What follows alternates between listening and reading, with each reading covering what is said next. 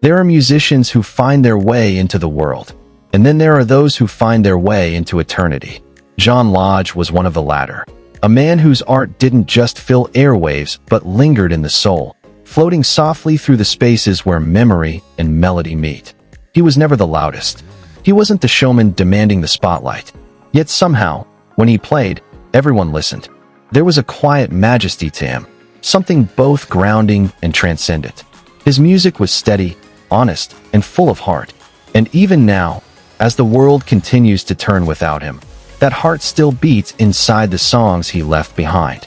John Charles Lodge was born in Birmingham, England, on July 20th, 1943, in a time when the world was rebuilding itself. The echoes of war were fading, and a new generation was beginning to dream again. Among them was a young boy who would one day give sound to that dreaming spirit. Birmingham, then, was a city of industry, the kind of place where everything was built by hand and heart. And maybe that's where John got his touch. There was something about the rhythm of the city, the hum of machinery, the pulse of life, that taught him early on that music wasn't just a sound, but a craft. Something shaped carefully, thoughtfully, lovingly. He was fascinated by sound from the start.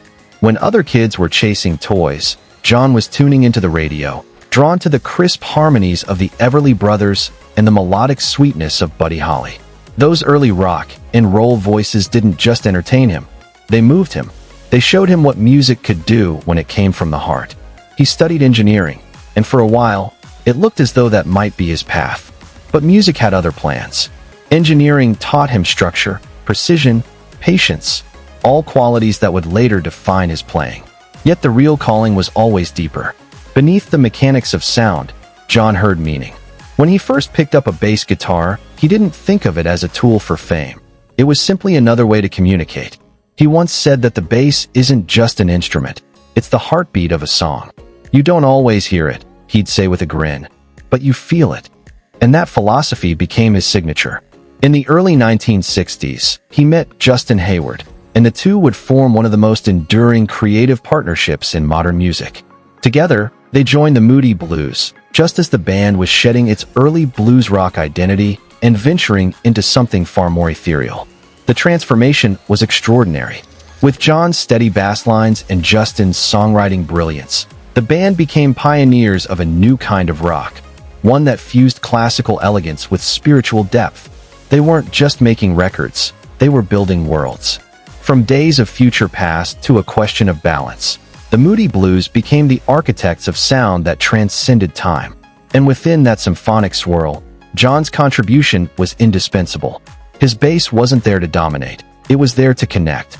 His lines were the glue that held everything together, grounding even the most cosmic ideas in human feeling. And then there was his voice. It carried a kind of clarity and sincerity that made listeners feel safe. Songs like Ride My Seesaw, Isn't Life Strange, and Eyes of a Child revealed not just his musicality, but his philosophy. John sang as though he were speaking directly to you, one-to-one, heart-to-heart. The Moody Blues were often described as philosophical rock, but John never saw it that way.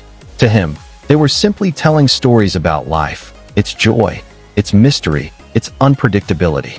He was fascinated by existence itself, by love, by loss, by purpose. And somehow, through music, he found a way to express all of it without preaching, without pushing, just through pure, melodic truth. Offstage, he was a different kind of rock star. While the world around him spun into the excess of the 70s, John stayed true to his roots. He met Kirsten, the woman who would become his wife, in 1968, and the two built a life of love and devotion that would last for over 5 decades. In interviews, he'd always call her his greatest blessing. Together, they raised 2 children, Emily and Christian, and his family became the quiet center of his universe. When asked once how he managed to stay grounded in such a chaotic industry, John said, "Because I never forgot what matters: love, family, faith, and the music itself. Everything else fades." He was a man of integrity. He didn't chase headlines or indulge in rock cliches. He believed that music had a responsibility to uplift, to connect, to make people think. And that belief carried him through every era of his career. In the decades that followed, John and the Moody Blues continued to record, tour, and inspire. Albums like Seventh Sojourn, Long Distance Voyager, and Sur la Mer prove that their sound, and John's steady influence, could evolve without losing soul. He wasn't just a bassist. He was a storyteller in low frequency, crafting invisible bridges between rhythm and reason. Then came his solo work. In 1977, he released Natural Avenue, a record that reflected his own life philosophy, earthy, spiritual, and deeply personal. Later albums like 10,000 Light Years Ago and The Royal Affair and After showed that even after half a century in music, his creativity hadn't dimmed. It had deepened. His lyrics became more reflective, his tone more serene, his sense of gratitude more profound. Even as his hair silvered and his voice aged, there was something youthful about him. Maybe it was because he never lost his sense of wonder. He still believed that every sunrise, every song, every moment was a gift. And then came the day that stopped that rhythm. On October 10th, 2025, John Lodge passed away at the age of 82. The news came as a shock to many, even those who knew he had slowed his touring schedule. His family announced that he had passed peacefully at home, surrounded by his loved ones.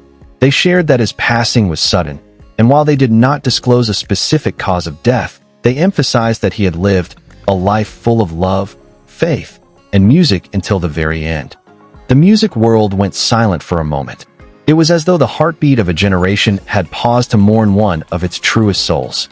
Tributes poured in from every corner of the world, from fellow musicians, longtime fans, and those who had simply stumbled upon his songs and never forgotten them. Justin Hayward wrote, "John was more than my bandmate. He was my brother. He was the grounding force that held us steady. His friendship was a gift, his music an inspiration, and his kindness something I will cherish forever." Other musicians spoke of his grace, how he carried himself with quiet dignity, how he treated everyone from stage crew to fans with the same respect. Because that was John, humble, human, and heartfelt. Even in death, he didn't need grand gestures or loud mourning. His legacy spoke for itself, every note, every lyric, every performance a small piece of a much larger picture.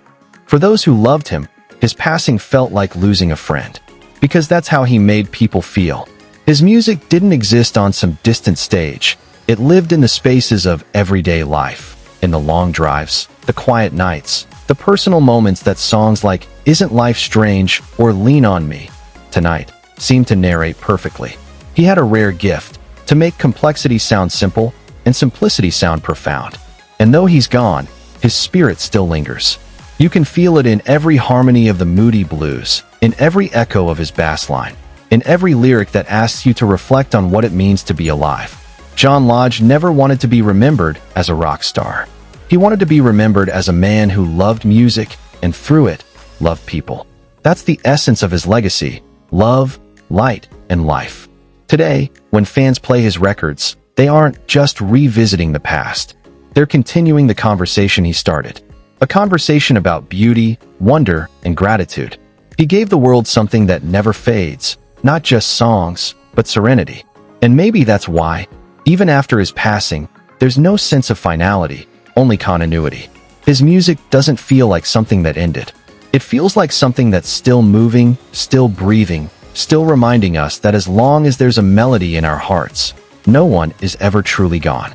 Because that's what John believed, that music is eternal, that it connects souls across time and distance, that it speaks when words fail. He used to say that when you play a note, it doesn't die, it travels. It keeps going, into the air, into the universe.